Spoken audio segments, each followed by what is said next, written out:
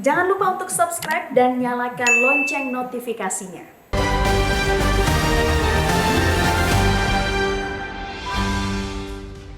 Selamat pagi pemirsa, salam sehat. Kebangkrutan Sri Lanka beberapa waktu belakangan ini menimbulkan perdebatan hangat di publik. Sebagian menilai kegagalan negara seperti yang terjadi di negeri yang baru saja ditinggal kabur kepala negaranya tersebut bisa pula menimpa Indonesia. Di lain pihak, lebih banyak lagi yang meyakini ketahanan Indonesia jauh lebih kuat ketimbang Sri Lanka. Menteri Keuangan Sri Mulyani Indrawati optimistis dengan data perekonomian hasil survei Bloomberg bahwa resiko resesi ekonomi yang dialami Indonesia saat ini hanya sebesar 3%. Para ekonom hampir semuanya kompak mendukung pendapat itu. Mereka memaparkan indikator-indikator yang menunjukkan relatif kukuhnya fundamen perekonomian nasional. Kondisi Sri Lanka lebih tepat disamakan dengan saat Indonesia mengalami resesi pada tahun 1998. Ketika itu, inflasi melonjak hingga di atas 70%, korupsi merajalela, dan kepemimpinan negara kehilangan kepercayaan. Meski begitu, bukan berarti keadaan Indonesia aman dari ancaman resesi. Malah bukan Indonesia saja, seluruh dunia pun kini dibayangi oleh krisis. Inilah editorial Media Indonesia di Jumat 15 Juli 2022 dengan tema politisasi kebangkrutan Sri Lanka. Bersama saya Eva Wondo. Editorial Media Indonesia juga dapat Anda simak di MG Radio Network di frekuensi 94,7 FM di kawasan Jakarta dan sekitarnya. Para pendengar bisa turut berpartisipasi dan berinteraksi dalam editorial Media Indonesia. Sampaikan pendapat Anda dengan berpartisipasi melalui telepon interaktif di nomor 021 583 9900. Dan pagi hari ini telah hadir bersama saya anggota Dewan Redaksi Media Group Eko Rahmawanto. Selamat pagi Mas Eko, apa kabar Mas? Alhamdulillah baik. Alhamdulillah sehat ya, salam sehat untuk Mas Eko dan juga tentunya pemirsa. Nah, kita akan bahas hari ini headline Media Indonesia, Mas Eko, politisasi kebangkrutan Sri Lanka. Tetapi sebelum itu kita bahas dulu ada 3 headline Media Indonesia, Mas Eko dan juga pemirsa. Yang pertama kita bahas jemaah dipantau selama 21 hari. Karena ini fase pemulangan jemaah haji Indonesia akan segera dimulai ya, Mas Eko? Iya, betul. Ya, jadi fase pemulangan akan dimulai setelah ibadah haji di Arab Saudi sana sudah selesai ya. Jadi mungkin tidak akan sama dengan 2 tahun lalu yang kita tidak memberangkatkan kan. Betul. Sekarang sudah mulai diberangkatkan, cuma ketika nanti kita pulang tidak ada karantina ya. Maksud saya begini, ini kan sebetulnya bagus, cuma ada risiko juga. Ketika tidak ada karantina kan sekarang ada COVID juga, ada penularan wabah yang lain. Jadi saya kira kalaupun harus dipulangkan, harus diawasi betul selama 21 hari ini di daerahnya masing-masing. Siapa tahu ini masa inkubasi itu kan tidak langsung ya, bisa 3 sampai 4 hari. Siapa tahu ketika dia mendarat di Indonesia tidak ada gejala COVID, tapi ketika sampai ke daerahnya masing-masing itu terkena COVID. Jadi ada pemerintah daerah, saya kira ini harus waspada, harus sering berhubungan dengan dinas-dinas kesehatan di setempat. Jadi pengawasannya menjadi kunci ya? Betul ya, saya kira itu. Jangan sampai kemudian kasus COVID ini kembali meledak lagi di beberapa daerah di Indonesia. Baik, itu yang paling penting. Karena ini ada tahapan-tahapannya ya, Mas Eko, proses pemantauan jemaah haji. Tetapi yang paling penting tadi sampaikan Mas Eko adalah pengawasannya. Jadi dipantau selama 20 hari dengan pengawasan, 21 hari dengan pengawasan yang ketat ya? Iya. Baik, itu adalah headline Media Indonesia yang pertama, Mas Eko dan juga pemirsa. Berikutnya kita bahas yang kedua, banjir hanyutkan puluhan rumah di Pati, Jawa Tengah. Ini banjir melanda beberapa wilayah di Kabupaten Pati, Jawa Tengah, Mas Eko. Ribuan rumah terendam, bahkan ratusan rumah rusak dan puluhan lainnya hanyut. Ya, jadi ini yang paling besar ya dalam 20 tahun terakhir ini, kalau menurut data yang dari Komandan SAR. Jadi memang yang terjadi di sana adalah karena intensitas hujan ya di daerah Pegunungan Muria dan Kendeng Utara ini yang tinggi sekali. Kemudian waduknya juga meluap gitu. Akhirnya membuat airnya kemana-mana, termasuk menghanyutkan beberapa rumah. Jadi saya kira ini segera harus diatasi karena beberapa rumah juga rusak gitu. Mereka juga membutuhkan tempat tinggal yang layak. Jadi saya kira pemerintah provinsi di Jawa Tengah maupun kabupaten kota di Jawa Tengah juga harus waspada ini. Ternyata hujan ini sekarang masih ada. Karena beberapa tempat sekarang sudah mulai mulai enggak ya, mulai ada kemarau, tapi di beberapa tempat juga masih banyak yang musim hujannya masih tinggi. Jadi ini harus dipantau betul, mitigasinya terutama. Iya, mitigasi menjadi penting. Betul, jangan sampai kemudian terlambat. Kalau terlambat, akhirnya nanti yang terjadi adalah longsor, kemudian banjir dan lain-lain yang tentu akan merugikan wilayah atau daerah setempat. Baik, jadi fokusnya penanganan saat ini, kemudian harus lebih mengantisipasi dan juga yang paling penting adalah mitigasi bencana ya, Mas Iya, Eko. betul. Baik, itu adalah headline Media Indonesia yang kedua. Berikutnya kita bahas yang ketiga, Indonesia kuat halau krisis. Ini disampaikan oleh Presiden Joko Widodo ya. Semua kekuatan dan kesolidan itu bisa terwujud karena Indonesia memiliki Pancasila sebagai landasan yang mengatur seluruh elemen kehidupan berbangsa dan bernegara. Jadi ini ketika Pak Jokowi berbicara di Istana Merdeka ya. Terkait dengan banyak hal. Jokowi mengatakan bahwa Indonesia memang punya landasan ekonomi yang kuat. Betul. Jadi ketika Sri Lanka bangkrut gitu ya, karena gagal bayar, nah ini akan berimbas kemana-mana memang, terutama di daerah-daerah Asia Tenggara yang dalam survei Bloomberg maupun dari survei yang lain, itu yang paling riskan adalah di Asia Tenggara itu adalah Laos dan Myanmar. Kalau Myanmar kan ada geopolitik yang mungkin sekarang masih berkecambuk ya, karena ketika Aung San Suu Kyi ditahan, kemudian politik mereka tidak stabil. Nah, kemudian Laos ini pembiayaan infrastruktur di sana juga sangat tinggi, akhirnya menyebabkan APBN mereka tergerus untuk pembiayaan seperti itu. Nah, Indonesia bagaimana? Saya kira Indonesia punya landasan ekonomi yang kuat. Beberapa kali Presiden maupun Menteri Keuangan menyampaikan hal itu. Memang kuat dari sisi ekonomi, tapi kita juga harus waspada. 98 ketika kita terjadi resesi itu, 1 tahun setelah itu kita kemudian mengalami resesi. Padahal waktu itu kita dijuluki oleh macan Asia ya, bersama dengan Korea Selatan ekonominya saat itu. Tapi setelah itu 1 tahun kemudian kita terjadi resesi. Nah, hal-hal semacam itu jangan sampai terjadi. Tentu kita harus waspada juga. Jadi hal-hal yang faktor-faktor ekonomi yang harus dipatuhi itu harus segera dilaksanakan lah. Saya kira Bu Sri Mulyani mengerti itu. Iya, dan disampaikan bahwa berdasarkan perkembangan indikator makroekonomi Indonesia masih dalam kategori yang aman dari resesi, tetapi disampaikan oleh Mas Eko tetap harus kewaspadaan, harus ada kewaspadaan. Betul, Masalahnya saat ini Mas Eko ada politisasi kebangkrutan Sri Lanka yang disebut-sebut bahwa kegagalan Sri Lanka ini bisa menimpa Indonesia, Mas Eko. Ya, sekarang tahun politik, Eva. Jadi 2024 nanti pasti akan terjadi pergantian pemimpin. Jokowi tidak akan bisa maju lagi karena konstitusi. Terus artinya pasti akan ada presiden baru. Nah, disinilah kemudian ada intrik-intrik ya untuk politisasi soal perekonomian. Kalau kita melihat koalisi di parlemen, cuma ada Partai Demokrat, PKS yang di luar itu. Tapi dari sisi pemerintahan sebetulnya kuat. Di DPR pun kuat karena koalisinya sangat kuat sekali. Tapi yang menjadi persoalan adalah di luar itu, kalau kita provokasi, kalau kita di medsosnya juga sering terjadi provokasi-provokasi yang saya sebutkan tadi, akhirnya itu bisa menjadi alarm bahaya juga. Nah, ini yang perlu diwaspadai oleh pemerintah dalam hal ini maupun parpol maupun masyarakat, jangan sampai kemudian kita terlena ikut-ikutan yang nggak benar. Ya, kita melihat secara fakta saja bahwa Indonesia jauh dari itu. Meskipun kita juga harus waspada, tentu kita tidak ingin seperti Sri Lanka yang dalam pengelolaan keuangannya amburadul kemudian menjadi bangkrut. Baik, jadi harus sesuai fakta, jangan dipolitisasi ya, Mas Eko. Betul. Nah, kita akan bahas lebih lanjut. Inilah editorial Media Indonesia, politisasi kebangkrutan Sri Lanka.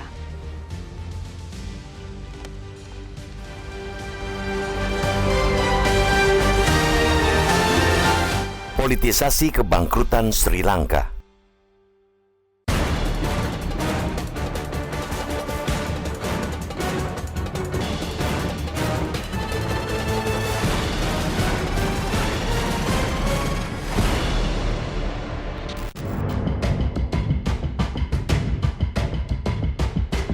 Kebangkrutan Sri Lanka beberapa waktu belakangan ini menimbulkan perdebatan hangat di publik. Sebagian menilai kegagalan negara seperti yang terjadi di negeri yang baru saja ditinggal kabur kepala negaranya tersebut bisa pula menimpa Indonesia.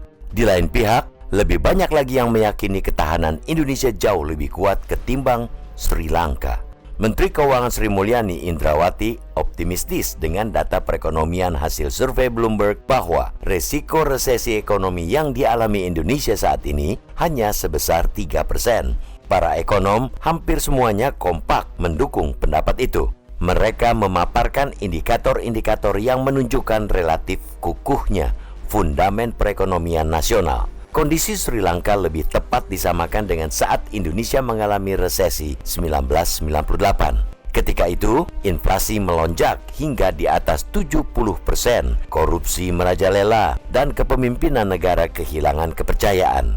Meski begitu, bukan berarti keadaan Indonesia aman dari ancaman resesi. Malah bukan Indonesia saja, seluruh dunia pun kini dibayangi krisis. Perekonomian global memang sedang tidak baik-baik saja. Perang antara Rusia dan Ukraina menjadi penyebab utama serta memperparah tekanan yang ditimbulkan oleh pandemi COVID-19 selama 2 tahun terakhir. Dunia juga belum terlepas dari pandemi kendati cengkeraman COVID-19 sudah jauh melemah. Masyarakat di tanah air mulai merasakan kenaikan harga bahan-bahan pokok. Harga sejumlah bahan kebutuhan malah ajek terus naik dan tidak kunjung kembali ke normal meski telah melewati 3 hajatan pengerek inflasi. Mulai dari perayaan Natal 2021 dan Tahun Baru, Hari Raya Idul Fitri, hingga Hari Raya Idul Adha yang baru berlalu. Kondisi ini sangat rawan dimanfaatkan para provokator untuk merongrong stabilitas pemerintahan. Mereka memancing kekhawatiran berlebihan masyarakat tentang kemungkinan merembetnya kebangkrutan Sri Lanka ke Indonesia. Politisasi kebangkrutan Sri Lanka ini sangat berbahaya. Jika para pengasut berhasil, Indonesia akan kehilangan salah satu pilar ketahanan terhadap krisis, yakni stabilitas politik dan pemerintahan. Pemerintah harus bekerja lebih keras mencegahnya. Caranya dengan menunjukkan kepada masyarakat langkah-langkah pengendalian inflasi yang efektif. Pemerintah tidak bisa sedikit-sedikit melemparkan kesalahan kepada konflik Rusia-Ukraina. Padahal, sejauh ini inflasi dari barang impor belum banyak tergambar di laju inflasi Indonesia. Badan Usaha Statistik atau BPS menyebut angka inflasi tahunan pada Juni 2022 mencapai 4,35%. Angka tersebut tertinggi sejak 5 tahun terakhir. Kelompok makanan, minuman, dan tembakau memberikan sumbangan inflasi yang terbesar, yakni 8,26%. Mayoritas penyumbang inflasi di kelompok pengeluaran tersebut merupakan produk dalam negeri. Inflasi impor hanya 0,5%. Itu berarti kita menghadapi potensi inflasi akan terus naik seiring dengan mulai derasnya kontribusi inflasi dari produk impor. Pemerintah telah berhasil menunjukkan kepemimpinan efektif dalam penanganan pandemi COVID-19. Rakyat berharap kerja pengendalian inflasi yang setidaknya sama kerasnya dengan ketika pemerintah berupaya mengatasi dampak pandemi. Kondisi global yang penuh ketidakpastian semestinya membuat kita sigap mengantisipasi skenario yang semakin memburuk akibat faktor eksternal.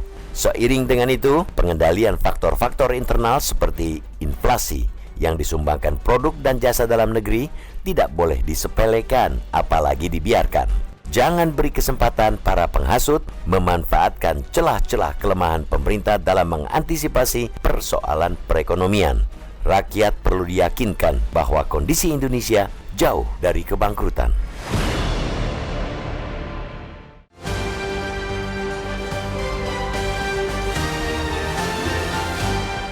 Pemirsa, kita jeda dulu. Editorial Media Indonesia akan kembali usai jeda. Tetaplah bersama kami.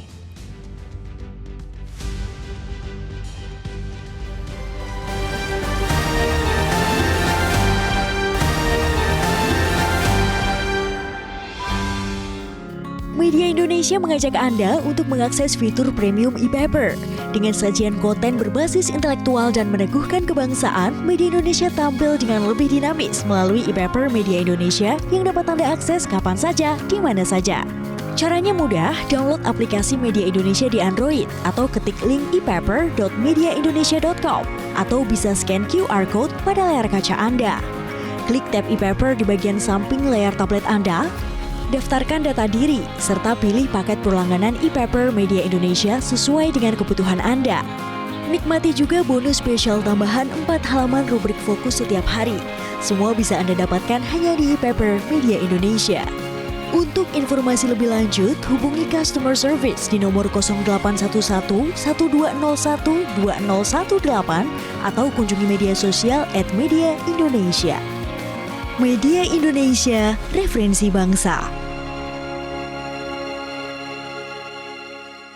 Pemirsa, terima kasih Anda masih bersama kami di editorial Media Indonesia.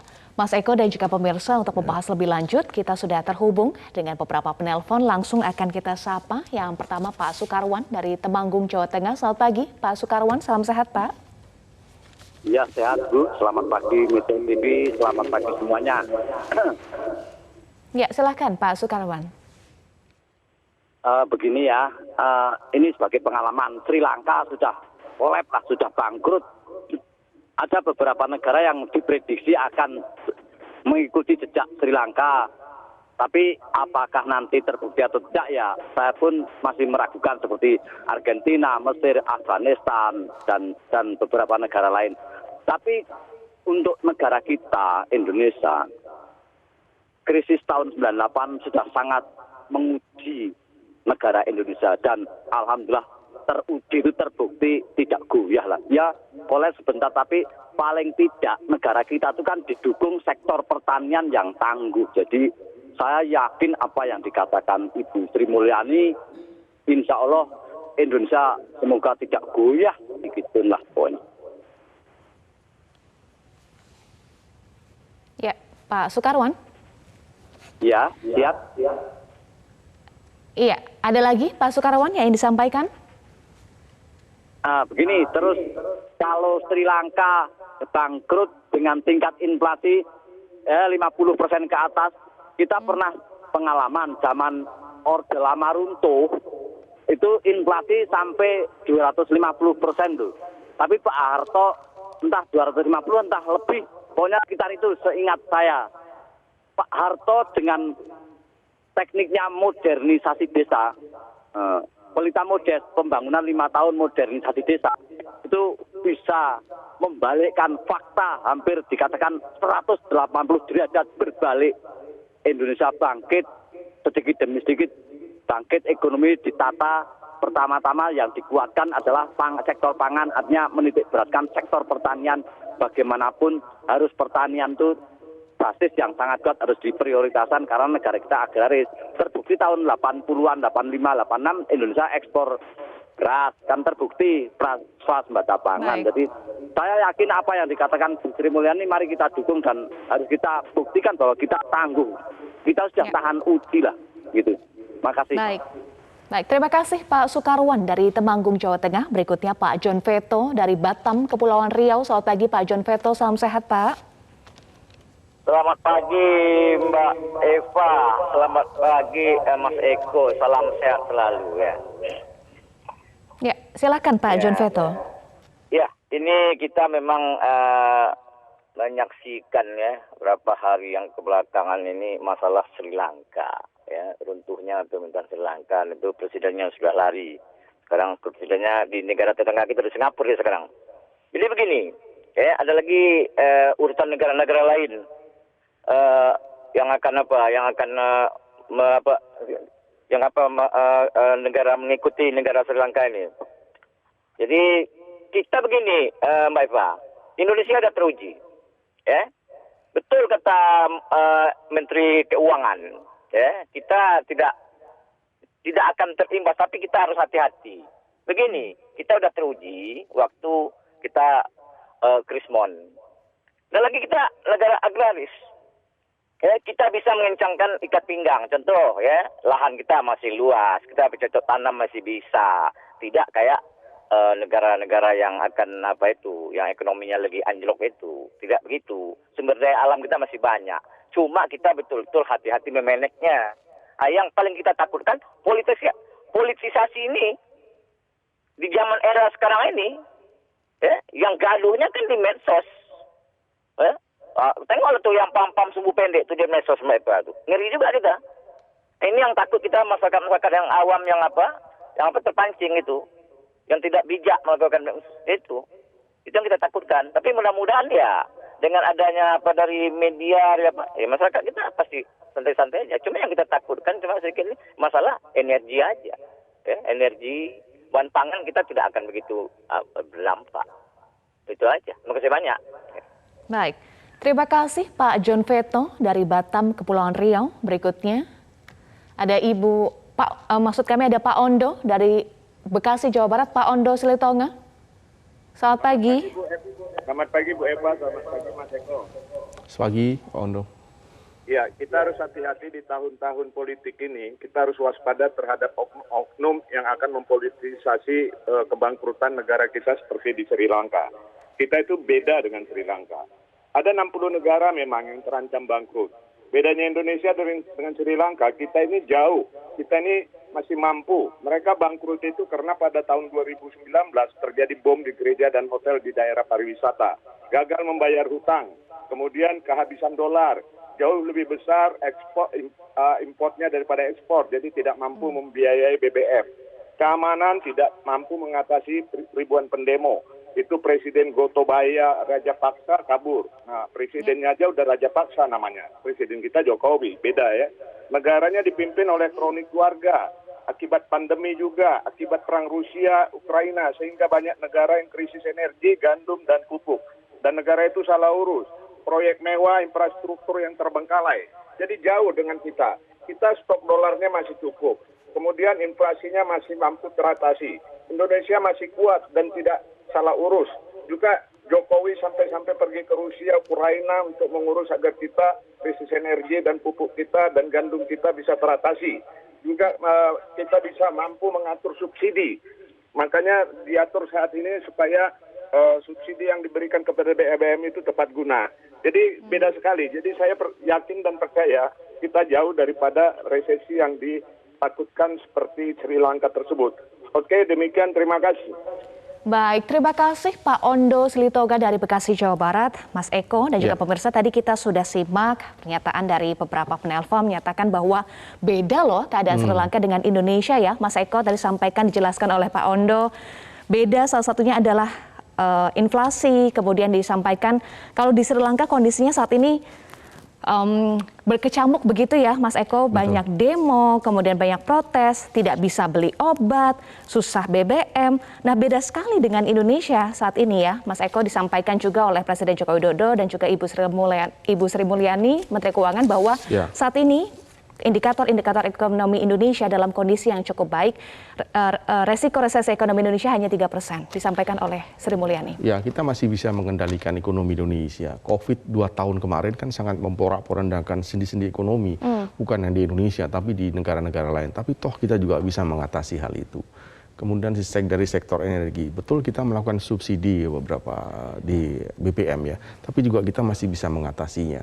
Betul, jadi kata beberapa penelpon tadi, kita berbeda dengan yang Sri Lanka. Ketahanan kita masih sangat kuat untuk bertahan dalam beberapa tahun terakhir ini. Jadi kalau kita melihat justru negara-negara lain yang berpotensi untuk resesi. Argentina misalkan, mereka pernah loh dari 2001 tuh pernah melakukan kebangkrutan, dan saat ini mereka juga diambang kebangkrutan. Betul, di negara-negara lain misalkan Mesir, Laos, Lebanon, Myanmar, dan negara-negara lain, Pakistan, Turki, Zimbabwe yang disebut-sebut oleh beberapa survei di Bloomberg maupun di survei-survei yang lain yang mengatakan mereka seharusnya lebih waspada daripada Indonesia.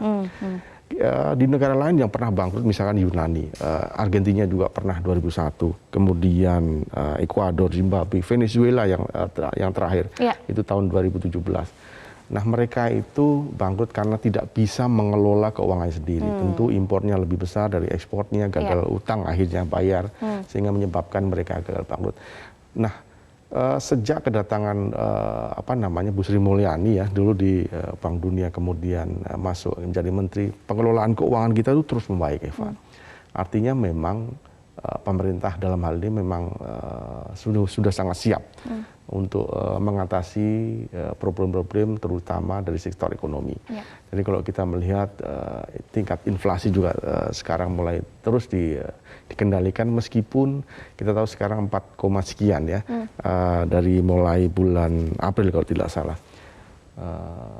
Ini memang agak tinggi, tapi tidak terlalu riskan juga ketika kita tahu apa yang sedang dilakukan oleh pemerintah, langkah-langkah yang sudah dilakukan oleh pemerintah untuk mengendalikan hal-hal yang demikian. Saya kira itu kita juga jangan terlalu panik, tapi tetap waspada. Ya. Jangan terlalu panik, tapi tetap waspada. Masalahnya saat ini sudah berkembang narasi-narasi yang mengaitkan bahwa muncul narasi yang berkembang kegagalan Sri Lanka ini bisa menimpa Indonesia. Dan tadi di awal disampaikan oleh Mas Eko, ada politisasi yang diduga ini berkaitan dengan kepentingan politik, berkaitan dengan pemilu 2024. Saya kira iya, jadi politisasi pasti akan dilakukan oleh orang-orang yang berseberangan ya dengan pemerintah dalam hal ini maupun pengkritik-pengkritik yang sering muncul kalau kita lihat di beberapa media, apakah online atau televisi maupun di media sosial itu kan sering kita melihat. Tapi kritik yang konstruktif membangun saya kira nggak apa-apa, wajar itu dari siapapun. Tapi kalau isinya menghasut, hoax dan lain-lain tidak sesuai dengan fakta, yang itu yang perlu diwaspadai. Jadi sekali lagi kita berbeda dengan Sri Lanka, kemudian sendi-sendi ekonomi kita juga masih kuat. Kemudian yang ketiga saya kira ini memang tahun politik sekarang sudah dimulai tahapan-tahapan pemilu. Tentu 2024 akan ada presiden baru.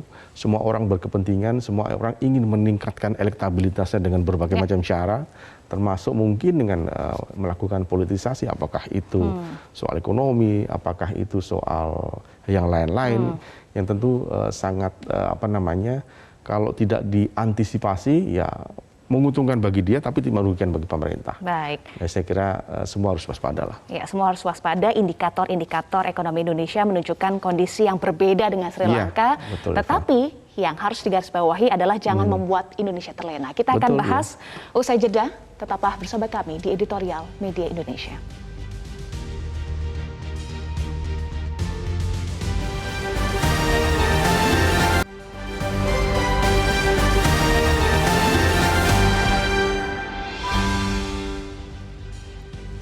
Anda kembali di Editorial Media Indonesia. Mas Eko, tadi kita sudah bahas beberapa indikator yang menunjukkan bahwa kondisi Indonesia berbeda dengan Sri Lanka. Salah satunya adalah data BPS, tingkat inflasi Indonesia 4,35% year on year. Tadi juga sudah disampaikan Mas Eko, dan 3,19% Januari hingga Juni 2022. Tentu ini timpang drastis ya dengan inflasi Sri Lanka 50%, bahkan disebut juga berpotensi mencapai 80%. Ini tentu harus diluruskan supaya tidak ada politisasi yang berbeda begitu ya, Mas Eko? Iya betul, jadi kalau kita bicara ekonomi kita harus bicara fakta. Ini berbeda dengan politik. Kalau politik itu nggak ada yang salah, nggak ada yang benar. Jadi asal dia mengungkapkan pendapatnya, tentu kalau diikuti oleh orang lain ya pasti itu benar. Tapi kalau ekonomi berbeda, karena harus bicara fakta. Jadi kalau kita bicara soal Indonesia dan Sri Lanka pasti jauh berbeda. Yang saya sebutkan tadi, dari sisi cadangan devisa aja misalkan, kita masih kuat, kita masih punya 136,4 miliar per Juni 2022. Ini berbeda dengan ketika kita mengalami resesi ya di tahun 98, cadangan kita hanya 51,6. Jadi saat itu memang sangat jauh sekali, drastis. Terkait juga dengan politik saat itu pemerintah sudah tidak dipercaya begitu oleh rakyatnya di zaman Orde Baru, kemudian berakhir dengan lengsernya Presiden Soeharto saat itu. Jadi hal-hal semacam itu adalah data fakta yang harus dikemukakan kepada publik. Jangan sampai kemudian publik percaya saja sehingga percaya dengan kabar-kabar yang tidak masuk akal. Kemudian kalau kita melihat Bank Dunia kemarin yang datang ke Indonesia bertemu dengan Presiden, memprediksi pertumbuhan ekonomi akan tumbuh di kisaran 5%, itu artinya apa? Artinya Bank Dunia saja percaya kepada Indonesia bahwa pertumbuhan ekonomi di Indonesia akan stabil, bahkan di kisaran 5. Nah ini membuktikan bahwa sekali lagi kita masih kuat, berbeda lagi sekali lagi berbeda dengan Sri Lanka, bahkan berbeda dengan negara-negara yang diprediksi akan bangkrut yang saya sebutkan di awal tadi, Argentina dan selanjutnya tadi. Tentu hal itu betul yang Eva katakan tadi bahwa kita masih kuat tapi tetap harus waspada. Tetap harus waspada. Nah, seharusnya data-data itu, data-data yang positif harusnya membuat optimis ya, ada optimisme. Jangan sampai justru munculnya hoax-hoax yang bisa berdampak pada stabilitas nasional, Mas Eko. Iya betul. Selain itu saya kira tentu selain kewaspadaan, apa yang harus dilakukan oleh pemerintah untuk tetap berada di level-level yang tidak mengkhawatirkan, itu juga harus dilakukan. Misalkan soal kestabilan kurs ya. Jadi kalau misalkan kursnya melemah tentu itu akan meningkatkan inflasi. Inflasi yang semakin tinggi tentu akan semakin berbahaya bagi negara itu. Kemudian harus ada capital flow, capital control maksud saya, misalkan dari penjualan sawit, nikel, batu bara, itu jangan sampai kemudian dananya masuk ditaruh di luar negeri, taruhnya di dalam negeri, kemudian bank-bank lokal begitu, diendapkan sekitar 6-9 bulan itu lebih efektif kemudian. Kemudian soal belanja juga, ini juga harus diwaspadai. Mereka yang ekonomi menengah ke bawah, saya kira harus mengerem belanjanya, karena apa? Karena memang keadaan sekarang berbeda dengan yang lalu-lalu. Kita tahu juga harga semakin naik kan. Nah, tapi yang menengah ke atas itu malah justru harus membelanjakan uangnya, ini berbeda. Supaya berputar begitu ya. Berputar uangnya. Jadi harus ada timbal balik. Mereka yang nggak mempunyai kekuatan ekonomi jangan terlalu menghambur-hamburkan, tapi yang kalangan atas memang harus mengeluarkan untuk perputaran uang yang Eva sebutkan. Kalau dari masyarakat harus bijak bagaimana mengelola keuangan. Dari pemerintah juga jangan sampai terlena karena data-datanya menunjukkan positif, menunjukkan bahwa Indonesia berbeda dengan Sri Lanka, tetapi harus ada langkah-langkah konkret yang dilakukan supaya betul-betul kondisinya aman begitu ya. Mas Eko jangan sampai terlena. Betul ya. Jadi itu yang harus dilakukan oleh pemerintah, saya kira, maupun masyarakat yang jangan sampai kemudian terlena dan percaya aja dengan berita-berita yang simpang siur itu. Karena kita tahu bahwa tahun politik ini sangat bisa saja terjadi apapun gitu ya. Ada orang yang nggak suka kemudian menghembuskan hal-hal yang sebenarnya tidak bagus, tapi hanya untuk meningkatkan elektabilitasnya dia, untuk dia mau maju misalkan kepala daerah bisa jadi, wali kota, bupati, gubernur maupun menjadi presiden bisa jadi. Kemudian percaya masyarakat di sekitarnya. Itu kita sering melihat terutama di media sosial ya, yang tentu tidak kita bisa kontrol, Eva. Narasi-narasinya kan tentu kalau kita tidak bisa cermati betul dengan akal kita yang sehat begitu, kadang-kadang tulisan-tulisannya itu sangat menghasut sekali kalau kita tidak pintar-pintar mengelola itu. Jadi harus hati-hati ya. Betul ya. Lagi-lagi ekonomi itu base-nya data, bukan politisasi. Tapi yang paling penting dari pemerintah juga jangan sampai terlena. Betul, ya Eva. Betul ya. Terima kasih Mas Eko sudah bergabung bersama kami di editorial Media Indonesia. Salam sehat selalu. Salam sehat selalu. Pemirsa, kondisi global yang penuh ketidakpastian semestinya membuat kita sigap mengantisipasi skenario yang semakin memburuk akibat faktor eksternal. Seiring dengan itu, pengendalian faktor-faktor internal seperti inflasi yang disumbangkan produk dan jasa dalam negeri tidak boleh disepelekan, apalagi dibiarkan. Jangan beri kesempatan para penghasut memanfaatkan celah-celah kelemahan pemerintah dalam mengantisipasi persoalan perekonomian. Rakyat perlu diyakinkan bahwa kondisi Indonesia jauh dari kebangkrutan. Pemirsa, kami selalu ingatkan Anda untuk tetap gunakan masker, patuhi protokol kesehatan, dan kurangi mobilitas. Terima kasih sudah menyaksikan editorial Media Indonesia. Saya Eva Wondo, selamat pagi, sampai jumpa dan salam sehat.